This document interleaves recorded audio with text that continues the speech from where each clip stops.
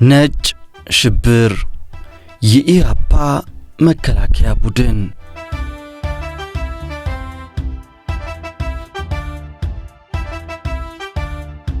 የደርግ ዘመን ማህደር ሲገላበጥ ጎልተው ከሚታዩትና ትኩረት ከሚስቡት ፖለቲካዊ ክስተቶች አንዱ ነጭ ሽብር የተሰኘው የትጥቅ ፍልሚያ ታሪክ ነው።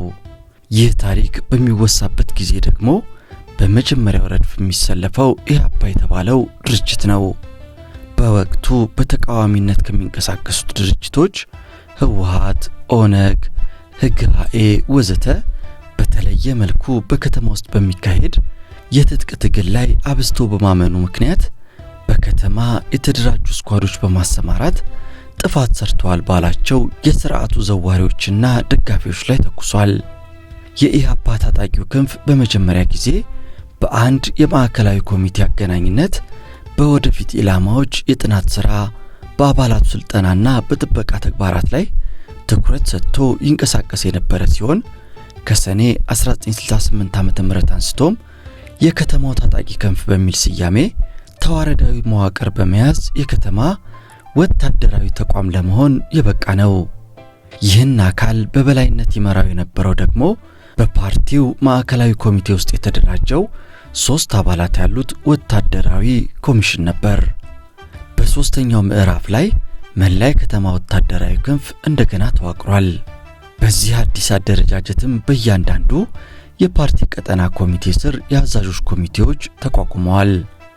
ቀጥሎም በፓርቲው በወጣት ሊጉና በኢላማ ስር የነበሩ አሃዶች የተዋሃደ እዝ ፈጥረዋል። በዚህ አሰራር ቀጠናዎች ኃላፊነት ወስደው ውሳኔዎችን እየወሰኑ ለወታደራዊ ኮሚሽኑ ያስተላልፉ ነበር።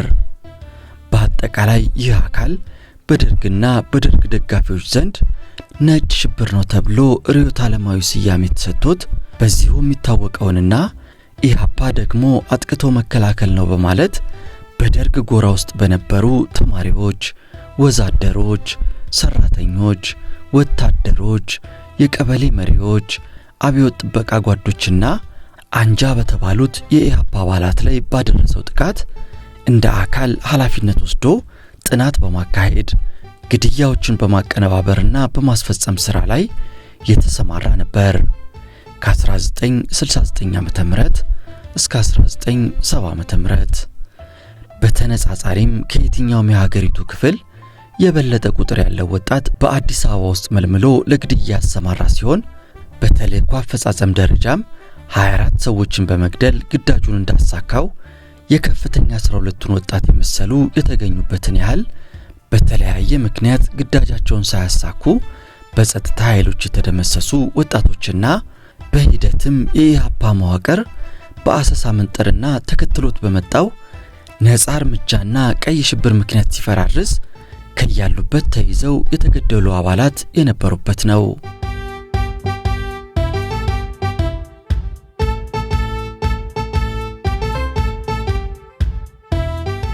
የነጭ ሽብር መግቢያ በ1968 ዓ.ም የኢህአፓው መሪ ዶክተር ተስፋዬ ደበሳይ ወደ ኤርትራ ተጉዞ ከኢኤልኤፍ የአመራር አባላት ከአብደላ እንድሪስና ከመሐመድ ቶቴል ጋር ተገናኝተዋል።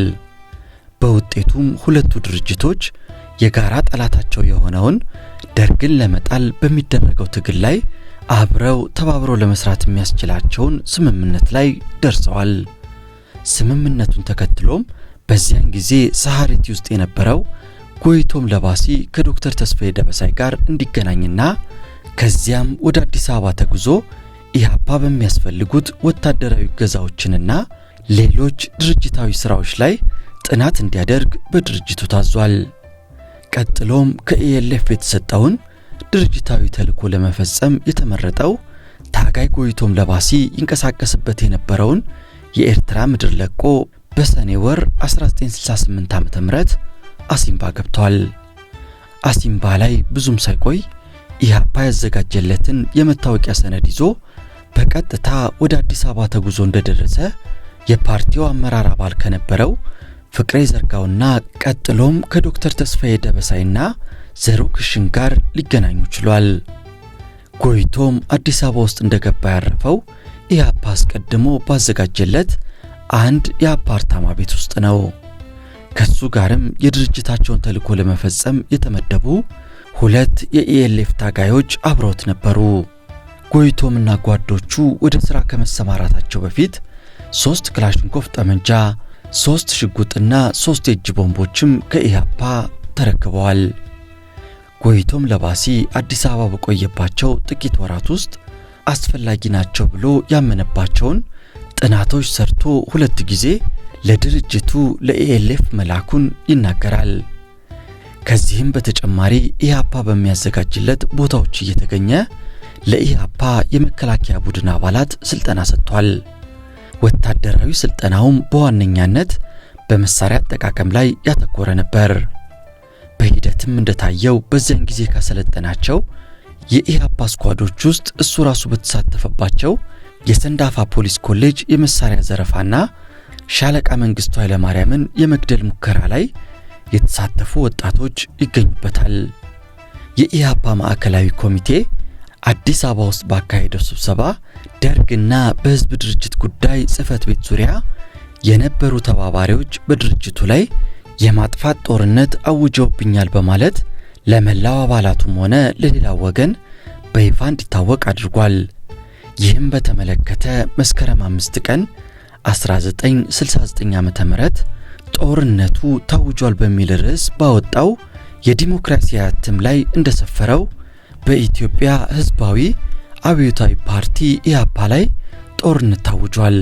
በባንዳ ምሁራን ተረቆ በሻለቃ መንግስቱ ኃይለማርያም ጸድቆ መስከረም 1 ቀን 1969 ዓ.ም በመገናኛ ዘዴዎች የተላለፈውን ጸረ ኢህአፓ መግለጫና ከዚያ በኋላ በተከታታይ እየወጡ ያሉትን ፋሽስታዊ ቀረርቶችን ያዳመጠ ሁሉ ይህንን ይረዳል።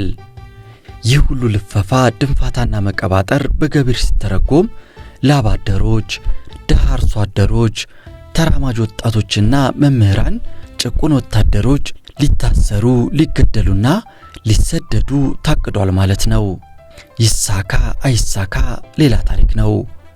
መታቀዱ ግን ማንም ሊጠራጠር አይችልም በማለት ሊወሰድ የታሰበውን እርምጃ በመኮነን ምሬቱን ከመግለጹም በላይ ኢህአፓ በዚህ ፍልሚያ ወቅት ስም ማጥፋትንና ለሻለቃ መንግስቱ ወታደሮች መጠቆምን የተቀጠሩበት ሙያቸው ያደረጉ ባንዳዎችን ከመከላከል ለይቶ ከሚፈጽሙት ተግባርና ከሚያደርሱት በደል ጋር ተመጣጣኝ የሆነውን አጸፋውን መስጠቱ አይቀርም የሚል አቋምን በማሳወቅ ደርግንና የደርግ ደጋፊዎች በአጠቃላይ ጠንሳሽና አነሳሽ ናቸው ባላቸው በሻለቃ መንግስቱ ኃይለማርያም ላይ ደግሞ በተለይ የቅድሚያ ግድያ እንዲፈጸም ውሳኔ ወስኗል። በወቅቱ ድርጅቱ ያሳለፈው ውሳኔና ውሳኔው ላይ ለመድረስ የተገደደበትን ሁኔታ በተመለከተም የፖሊት ቢሮ አባል የነበረው ክፍሉ ታደሰ ሲገልጽ እንዲህ ይላል።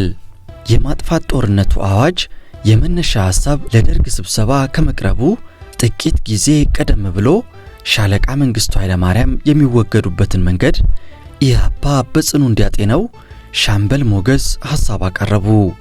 ሻለቃ መንግስቱ ከአራተኛ ክፍለ ጦር ታላቁ መኖሪያቸውን ለቀው የደርግ ጽህፈት ቤት ወደሚገኝበት ወደ ታላቁ ቤተ መንግስት ሲዛወሩ እንዲሁም ሻምበል ሞገስ ለኢህአፓ አሳውቀዋል። ይህ እርምጃቸውም የሻለቃ መንግስቱን እንቅስቃሴ ለመከታተል እንደሚያስቸግር ሻምበል ሞገስ ተረድተዋል። ለዚህ መረጃ ክብደት በመስጠትና በደርግ አካባቢ ያለው የፓርቲው ኮሚቴ ያቀረበውን ሐሳብ በማስተዋል ደርግ የማጥፋት ጦርነቱን እንዲያውጅ ለሚያስፈራሩትና ለሚገፋፉት ሁሉ እድል መሰጠት እንደሌለበት ፖሊት ቢሮው ደመደመ።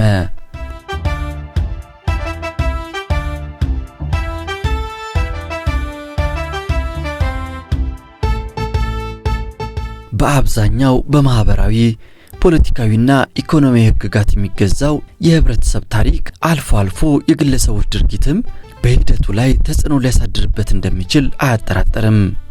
በኢትዮጵያ ሁኔታ ሲታይ የሻለቃ መንግስቱ ድርሻ በአጠቃላይ ለኢህአፓ ጎጂ እንደሆነ ተጢኗል።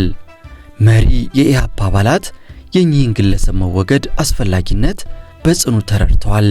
የማጥፋት ጦርነቱን በሚያራምዱ ሌሎች ሰዎች ላይም እርምጃ መወሰድ እንዳለበት የኢህአፓ ፖሊት ቢሮ ደምድሟል።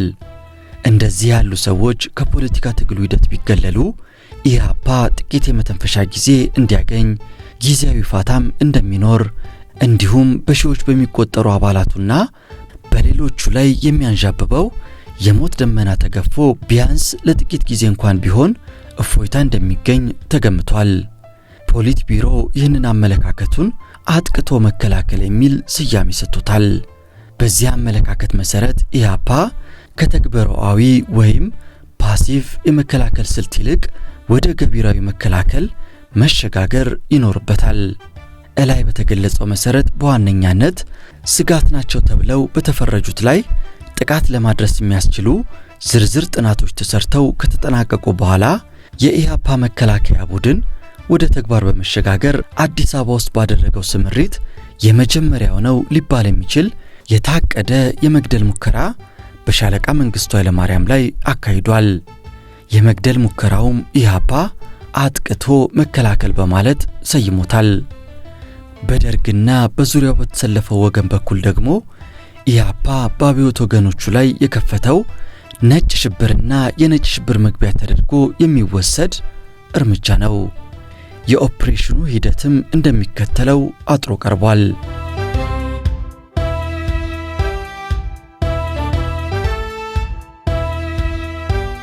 የመጀመሪያው ስምሪት መስከረም 8 ቀን 1969 ዓ.ም ነበር። በዚህ ስምሪትም ሶስቱ የኤልኤፍ ታጋዮች ተስፋዬ በላይ፣ መሐሪ ተስፋዬና ጎይቶም ለባሲ ከኢህአፓ የመከላከያ ቡድን አባላት ጋር ተሰልፈዋል። ከእነሱም ውስጥ ጎይቶም ለባሲ የተመደበው በአስተባባሪነት ነበር። ሆኖም የመግደል ሙከራው ምንም አይነት የጥይት ድምጽ ሳይሰማበት የምልክት አሰጣጥ ስህተት አለበት ተብሎ እንዲቀር ተደርጓል። ቀጥሎም ሁለተኛው ሙከራ የተደረገው መስከረም 9 ቀን 1969 ዓ.ም ነበር። በዚህ ስምሪት ሻለቃ መንግስቱን የያዘችው መኪና በተጠበቀው መንገድ ሳይሆን ድንገት በስተጀርባ ዞራ መምጣቷ እርምጃ ለመውሰድ ብዙም ባይመችም የኦፕሬሽኑ ተሳታፊዎች ከመኪናቸው ወጥተው ተኩስ ለመክፈት ተዘጋጅተው እያለ አዛዣቸው ጎይቶም ለባሲ እርምጃ እንዳይወሰድ ምልክት በማሳየቱ ምክንያት ለሁለተኛ ጊዜ የተደረገው ሙከራ ሊከሽፍ ችሏል። ከሁለተኛው ያልተሳካ ስምሪት በኋላም መስከረም 12 ቀን 1969 ዓ.ም እንደገና ጥቃቱ እንዲፈጸም ተወስኖ ነበር። ነገር ግን ከጎይቶም ጋር የሚሰሩት ሁለቱ የኤልኤፍ ታጋዮች ሆን ብለው ላለመሳተፍ ወስነው ስለቀሩ ታስቦ የነበረው ስምሪት ተሰርዞ ለመስከረም 13 ቀን 1969 ዓ.ም ተላልፏል።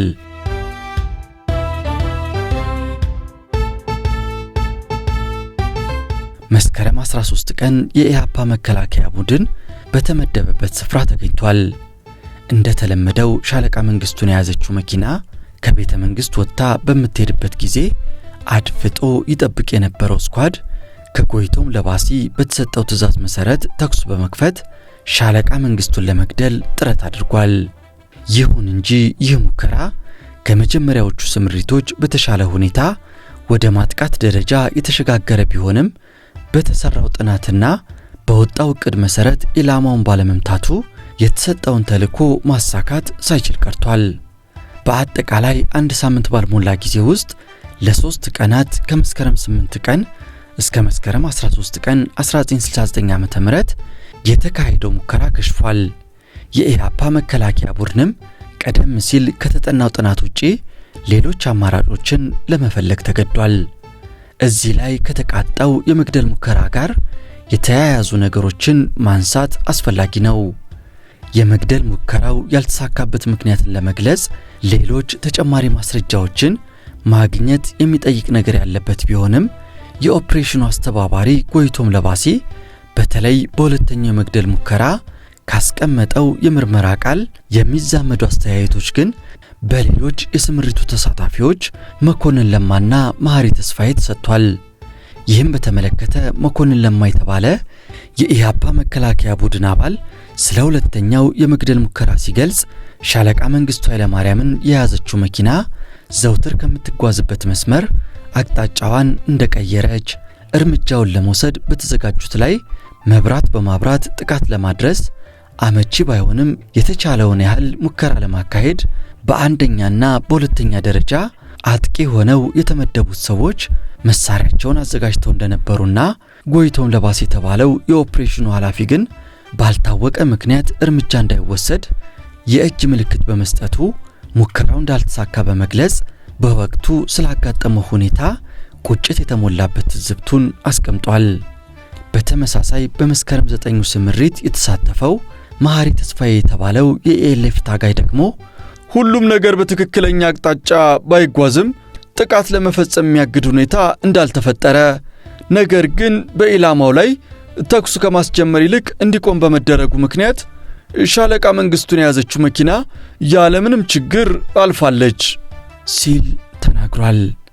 አያይዞም ያለ በቂና አሳማኝ ምክንያት ኦፕሬሽኑ በመክሸፉ ቅሬታ ስለተፈጠረበት በስምሪቱ ተሳታፊ ከነበረው የኢኤልኤፍ ጓደኛው ተስፋዬ በላይ ጋር በመምከር እንዲሁም ለአለቃቸው ለጎይቶም ለባሲ በማሳወቅ ከስምሪቱ ራሳቸውን ማግለላቸውንና ቀጥለው በተደረጉት የግድያ ሙከራዎች ላይ አልተሳተፉም አለመሳተፋቸውን ገልጿል። በተጨማሪም በሁለተኛው ስምሪት በሻለቃ መንግስቱ ኃይለማርያም ላይ እርምጃ ለመውሰድ የሚያስችል ሁኔታ ተፈጥሮ እያለ ጎይቶም ለባሲ ለምን እንዳስቆመው ግልጽ አይደለም ወደሚል ድምዳሜ የሚወስድና እላይ ከተጠቀሰው የመኮንን ለማና የመሐሪ ተስፋዬ አስተያየት ጋር የሚዛመድ አንድምታ ያለው ሪፖርት በደርግ ምርመራ ሰነድ ላይ ሰፍሮ እናገኛለን። እንዲህ ይላል።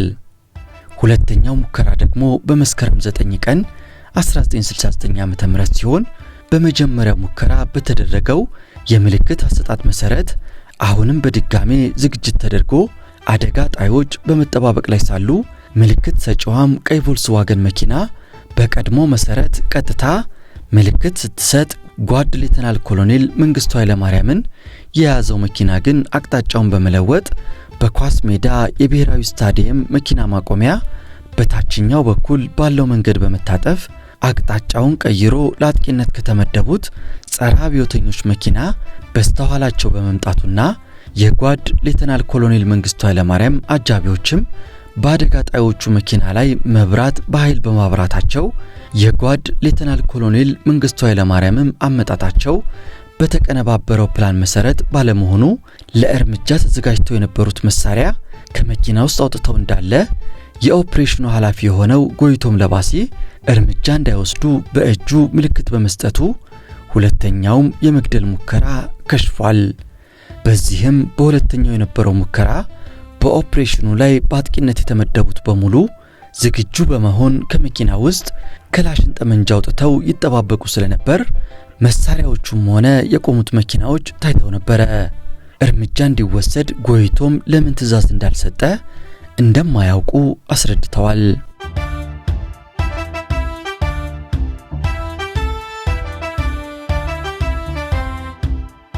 አብዮቱን በደማቸው ያቀለሙ ታጋዮች።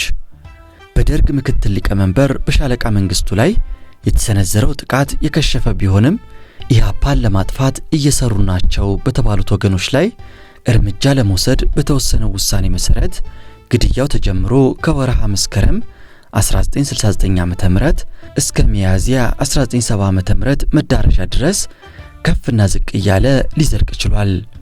የደርጉ ባለስልጣን የነበሩት ሻምበል ፍቅረ ስላሴ ወግደረስ እኛና አብዮቱ በተሰኘው መጽሐፋቸው ውስጥ ኢህአፓ በደርግ ጎራ ላይ ስላደረሰው ጥቃት በተመለከተ ሲገልጹ ኢህአፓ ግድያ ያካሄደባቸው 2 ዓመታት የጭንቀትና የስጋት ዓመታት ነበሩ። እያንዳንዱ የአብዮት ደጋፊ የሞት ጥላ የሚከተልበት ዓመታት ነበሩ። ከቤት ወጥቶ ወደ ቤት ለመመለስ እርግጠኛ ለመሆን አልቻለም። በመንገድ ላይ ወይም በሥራ ቦታ መገደል የተለመደ ሆነ። በየቀኑ ግድያ አለ በማለት የያነውን ጊዜ ሁኔታ በምሬት ያስታውሱታል። የመኢሶን አመራር አባል የነበረው በአጭሩ የተቀጨ ረጅም ጉዞ በተሰኘው መጽሐፍ በ1969 ዓ.ም ስለተከሰተው ሁኔታ ሲገልጽ የኢህአፓ አመራር የከተማ ደፈጣ ግድያ በየዕለቱ ቀጠለ። በአዲስ አበባና በየገጠሩ የበርካታ ታጋዮች ሕይወት ጠፋ። ኢህአፓ የነመቶ አለቃ አለማየሁ ሞገስን ደርጋዊ ድጋፍ ያገኘውን ያህል ደግሞ ጡንቻቸውን አሳብጦ ታመመ። ከራስ በመነጨ ገናናነት ምልአተ ህዝቡ ያቀፈኝ እያለ የግለሰብ ግድያንና የከተማ ሽብርን የድርጅቱ የዕለት ተዕለት ተግባሩ አደረገ። ወደ ስልጣን ተቻክሎ ለመምጣት ሲል በከተማ ትጥቅ ትግል አጉልምነቱ ከሸፈ። በዚህም በአንድ በኩል የኢሃፓ አመራር ባደረጉት የስልጣን ትኩሳት እጅግ እየተጋጋለ፣ በተለይ የወጣት ክንፉን ለጋ አባሎች አላስፈላጊ በሆነ ሁኔታ ከደርግ ጸጥታ ፊት ደጋግሞ አጋፈጣቸው፣ አስመታቸው ሲል የኢሃፓ እርምጃ አባላቱን ከጉዳት ላይ የጣለ መሆኑን ገልጿል።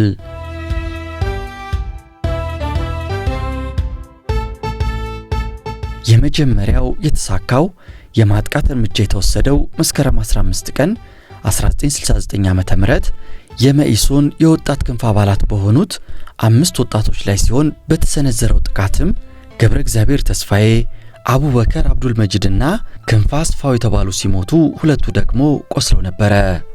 ቀጥሎም መስከረም 21 ቀን 1969 ዓ.ም የመኢሶን አመራርና የህዝብ ድርጅት ጉዳይ ጊዜያዊ ጽህፈት ቤት አባል የነበሩት ዶክተር ፍቅሬ መርድ ተገድለዋል።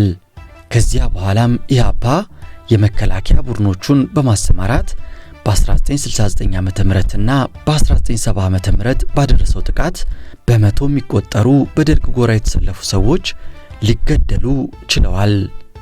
እነዚህም በወቅቱ እንዲህ አሉ ሙታን ተራማጁ፣ እንዲህ አለች እሱም እንዲህ አለ፣ መች ሞትንና ሞቱ ተባለ፣ የታጋይ ድምፅ ይጮሃል ከመቃብር፣ ትግሉን አፋፍም ይላል የኛም ትግል ይቀጥላል የሚል ስንኝ ተቋጥሮላቸው ስለ መስዋዕትነታቸው የተዘመረላቸው የሥርዓቱ አራማጆች ነበሩ።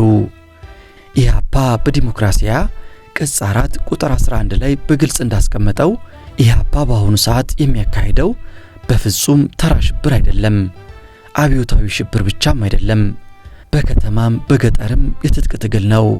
የገጠሩ የትጥቅ ትግል በአብዛኛው የሶስተኛ ዓለም ሀገሮች ዋነኛ የትግል መስክ ሲሆን፣ የከተማ የትጥቅ ትግል በኢትዮጵያ ተጨባጭ ሁኔታ ላይ ተመርኩዘን እንዳስፈላጊነቱና የሚቻል መሆኑን አምነን የጀመርነው ነው በማለት እላይ እንደተጠቀሰው የከተማውን የትጥቅ ትግል ግድያ በማወጅ ገፍቶበታል። ይሁን እንጂ የኢሃፓ መዋቅር በመፈራረስ ላይ በነበረበትና አደጋውን ፈጥኖ ማስተዋል በሚያስፈልግበት ጊዜም በደርግ ጎራ አባላት ላይ የሚፈጸሙት ግድያዎች ሳይቋረጡ መቀጠላቸው ደርግ ላይ ከሚደርሱት ጉዳት ይልቅ በሺህ የሚቆጠሩ አባላቱና ደጋፊዎቹ በታሰሩበት ጊዜ በኢሃፓ ላይ የሚጎተተው ጥቃት እጅግ ከፍተኛ ነበር። ለአብነት የ1970 ዓ.ም የመጀመሪያ ሩብ ዓመትን ጨምሮ በሁለተኛውና ከሁለተኛው ሩብ ዓመት በኋላ የተፈጸሙት ግድያዎች ሲታዩ በደርግ ላይ ስጋት በመፍጠር ቀይ ሽብርን ከማጋጋልና እልቂቱን ከማባባስ በስተቀር ደርግንና ደጋፊዎቹን ከተወገዙበት አስከፊ ድርጊታቸው ፈጽሞ የሚያስቆም አልነበረም። ይህን ሁኔታ ለመረዳት ጥር 24 ቀን 1970 ዓ.ም ሌተናል ኮሎኔል መንግስቱ ኃይለማርያም በአብዮት አደባባይ ለተሰበሰበው ህዝብ እነዚህ ጸረ ህዝብ የሆኑ የታሪክ አተላዎች ባለፉት ጊዜያት አያሌ ታጋዮችንና የህዝብ ወገኖችን ጥለውብናል። ስለሆነም የተጀመረው ቀይ ሽብር ማዕከላዊ አመራር ባለው ዲሲፕሊን የተሞላበት ሁኔታ ያለማቋረጥ መቀጠል አለበት። በየመንደሩም እነኝህን የታሪክ አተላዎች እስከሚጠፉ ድረስም ምንጠራው መቀጠል አለበት በማለት ያደረጉትን ንግግር በምንመለከትበት ጊዜ የአምባገነኑ መንግስት ቁንጮ የሆኑት ሌተናል ኮሎኔል መንግስቱ ኃይለማርያም ተቃዋሚዎች የሚሰነዝሩትን ጥቃት መነሻ በማድረግ የህዝቡን ሰብአዊና ዲሞክራሲያዊ መብቶች ለመጨፍለቅ ምን ያህል ሰበብ ለማድረግ እንደተነሱና የበቀላው መጠነ ስፋትም እስከምን ድረስ እንደሚዘልቅ የሚያሳይ ነው። ይህ በእንዲህ ላይ ያለ ግን የኢሃፓ አመራር የማጥፋት ጦርነቱን በሚያራምዱ ሌሎች ሰዎች ላይም እርምጃ መወሰድ እንዳለበት የኢሃፓ ፖሊት ቢሮ ደምድሟል። እንደዚህ ያሉ ሰዎች በፖለቲካ ትግሉ ሂደት ቢገለሉ ኢሃፓ ጥቂት የመተንፈሻ ጊዜ እንደሚያገኝ፣ ጊዜያዊ ፋታም እንደሚኖር፣ እንዲሁም በሺዎች የሚቆጠሩ አባላቱና በሌሎች ለሚያንዣብበው የሞት ደመና ተገፎ ቢያንስ ለጥቂት ጊዜም እንኳን ቢሆን እፎይታ እንደሚገኝ ተገምቷል በማለት እንደዋዛ ገብቶበት ከገፋበት የከተማ የትጥቅ ትግል ውስጥ ምንም አይነት ፋታ ለማግኘቱን ተረድቶ ዘግይቶም ቢሆን መውጣት አለመቻሉ ድርጅቱ በሚያካሄደው ግድያ እየተሳበበ በድርጅቱ አባላት ላይና በተለያዩ ፖለቲካዊ ምክንያቶች በሌሎች ወገኖች ጭምር ለደረሰው ወደ ሌሎች ጭፍጨፋና ለተከፈለው ከፍተኛ ዋጋ በሁለተኛ ደረጃ ተወቃሽ የሚያደርገውና እንደ ድርጅትም ኃላፊነት ሊወሰድበት የሚገባ ጉዳይ ነው።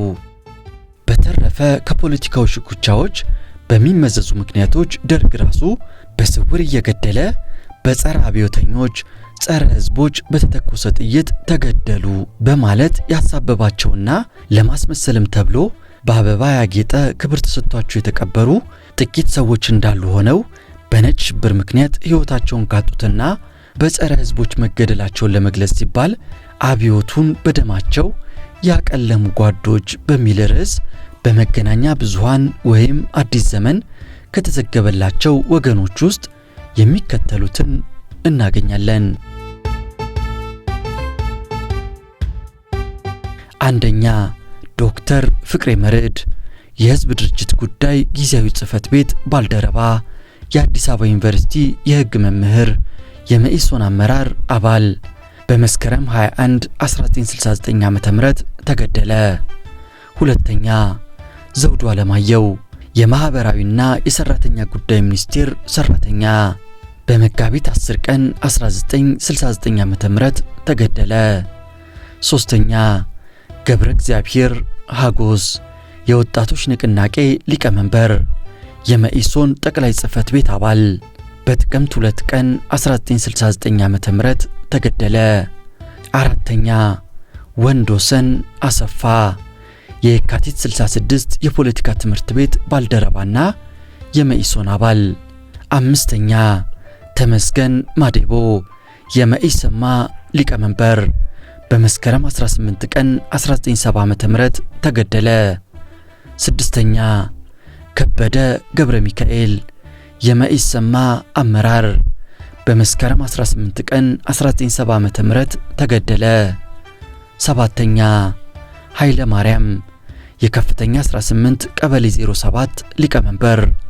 ስምንተኛ፣ ሚሊዮን ከበደ የሕዝብ ደህንነት መስሪያ ቤት አባል። ዘጠነኛ፣ ኃይለ ኢየሱስ ወልደ ሰንበት የከተማ ልማትና ቤት ሚኒስቴር መስሪያ ቤት ሰራተኛ ህዳር 8 ቀን 1970 ዓ.ም ተገደለ። አስረኛ፣ ጉታ ሰርኒሳ የከፍተኛ 16 ቀበሌ 01 ሊቀመንበር የኮተቤ መምህራን ትምህርት ቤት ኮሌጅ ዲን ጥቅምት 23 ቀን 1970 ዓ.ም ተገደለ።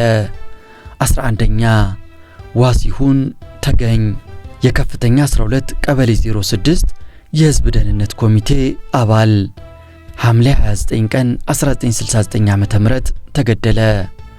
12ኛ፣ ፍቃዱ ሩጋ የከፍተኛ 12 ቀበሌ 12 ነዋሪና የመድኃኔዓለም ሁለተኛ ደረጃ ትምህርት ቤት ዳይሬክተር ሐምሌ 29 ቀን 1969 ዓ.ም ተገደለ። 13ኛ፣ ጸጋዬ የሕዝብ ደህንነት መስሪያ ቤት አባል አዲስ አበባ። 14ኛ፣ ታደሰ ከፍተኛ 5 ቀበሌ 07 ሊቀመንበር። 15ኛ፣ አንበርብር በላይ በአዲስ አበባ የቴሌ ሰራተኛ። 16ኛ፣ ዳምጤ ጎበዜ የከፍተኛ 11 ቀበሌ 23 ነዋሪ በ1969 ዓ.ም ተገደለ። 17ኛ፣ ተስፋዬ አሰፋ የከፍተኛ 15 ቀበሌ 19 ተመራጭ በ1969 ዓ.ም ተገደለ። 18ኛ፣ ወታደር ኢብራሂም የስድስተኛ ፖሊስ ጣቢያ አባል። 19ኛ፣ ፍቅሩ ብርሃኑ የከፍተኛ 15 ቀበሌ 26 ሊቀመንበር የአብዮት ጥበቃ ሊቀመንበር በ1969 ዓ.ም ተገደለ። 20ኛ፣ ጌታቸው ካሳ የመኢሶን አባል። 21ኛ፣ ፍቅሩ የከፍተኛ 15 ቀበሌ 20 የሕዝብ ድርጅት ጉዳይ ጊዜያዊ ጽሕፈት ቤት ተወካይ። 22ኛ፣ ወታደር ካሳ ሙላቱ የልዩ ምርመራ መምሪያ አባል ጥቅምት 19 ቀን 1969 ዓ.ም ተገደለ። 23ኛ፣ ጸጋዬ የኋላው የትራንስፖርትና ኢንዱስትሪ ሰራተኛ ማህበር ዋና ጸሐፊ መጋቢት 26 ቀን 1969 ዓ.ም ተገደለ።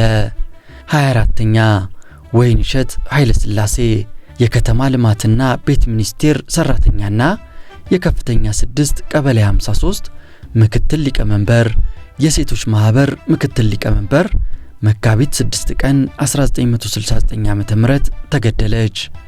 25ኛ ዮናስ ለማ በኢትዮጵያ ቴሌቪዥን የወጣቶች ፕሮግራም አዘጋጅ በመጋቢት 10 ቀን 1969 ዓ.ም ተገደለ።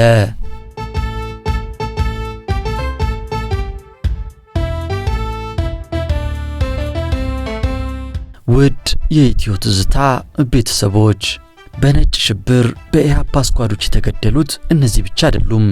ከደርግ ማህደር በሚለው መጽሐፍ ላይ የተገደሉት የሰዎች ቁጥር የ334 ሰዎችን ስም ዝርዝር ይዟል። መጨረሻ ላይ ስማቸው ከሰፈሩት መካከል በ324ኛ ከበደ ደምሴ፣ 325ኛ ታከለ ለምለሙ፣ 326ኛ ቤርጎ አለሙ፣ 327ኛ ጸጋዬ አበበ፣ 328ኛ እንዳማ ደበላ፣ 329ኛ ፍስሐ አለማየው፣ 330ኛ አለማየው መስፍን፣ 331ኛ ክንፈ ተስፋዬ፣ 332ኛ እሸቱ አሰፋ፣ 333ኛ ፍቃዱ ሀብተየስ፣ 334ኛ 10 አለቃ ገዳሙ ኪሮስ የፖሊስ ባልደረባና የአዲስ አበባ ነዋሪ በመጋቢት 20 ቀን 1970 ዓ.ም ተገደለ ይሉናል። ግርማይ አብርሃ ሰኔ 2006 ዓ.ም ከደርግ ማህደር በሚለው መጽሐፋቸው ካሰፈሩት መጽሐፍ ላይ። ውድ የኢትዮ ትዝታ ቤተሰቦች እኛም ለታሪክ ማስታወሻነት ይረዳን ዘንድ ይህንን ታሪክ ለዛሬ አቀረብንላችሁ። በታሪኩ ዙሪያ ሐሳብ አስተያየት ካላችሁ ለቻናላችንም ልትጠቁሙት የምትፈልጉት ማንኛውም ጉዳይ ካለ ሐሳብ አስተያየቶቻችሁን በሐሳብ መስጫው ላይ ንገሩን። ላይክ፣ ሼር፣ ኮሜንት በማድረግም እገዛ አድርጉልን። ለዛሬ አበቃን። ይህም የኢትዮጵያ ታሪክ ነው።